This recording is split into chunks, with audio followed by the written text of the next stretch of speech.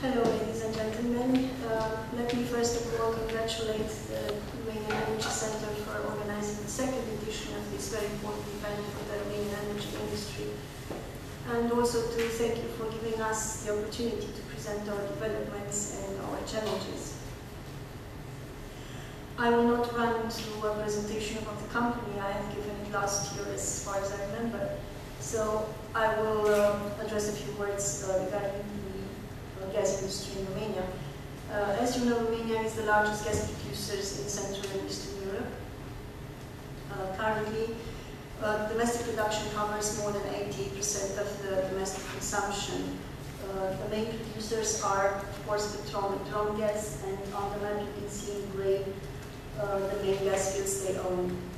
Of course, Transgaz is the sole operator of Romania's gas network. Now, this is the current situation. When we talk about perspectives, we can, of course, look at the Black Sea offshore gas and how my colleague, Mr. Maxinescu, has told. Exploration works are showing a good potential. On the other hand, there's shale gas, and shale gas is also something we should look at.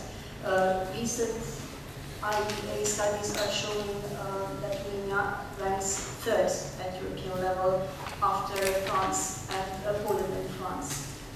So having this in mind, Transgaz needs to readapt its transmission system in order to be able to offer in a very short period of time adequate transmission capacities. And this is the challenge actually for us. Because speaking about the system right now, I need to tell a few particularities of the system. So it is one of the largest systems in Europe. It has 13,000 kilometers of pipeline. However, the main part of it was developed during the 80s. And the main principle underlying its development was basically to connect the gas fields mainly situated in the center of the country with the large communist consumers.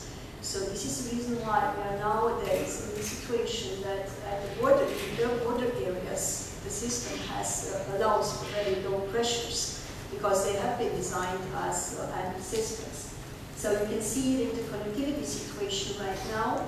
We are still working on finishing the connector with Bulgaria and Juju. Hopefully we have the first line running summer this year. And then we have the interconnector with Hungary, which is functioning bidirectional, but which has a restrained capacity because other works need to be done in order to maximize the capacity of the interconnector. And then, of course, we have the situation with transit pipelines where there are still contractor constraints. Anyway, the challenge, as I mentioned, is to change the situation from current to the future, where we should maximize the potential of all interconnectors, and flexibility should be ensured in order to have proper security of supply in the region.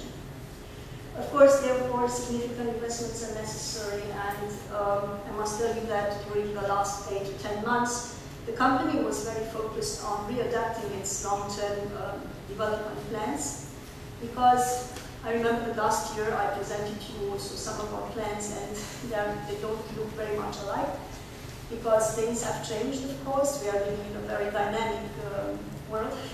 Tamuco is no longer a chance. On the other hand, we need to speed up the process of high interconnectivity and higher flexibility. So therefore, this is where we need to reach, where we should have maximum potential on all interconnectors and, of course, reverse flow on all of them.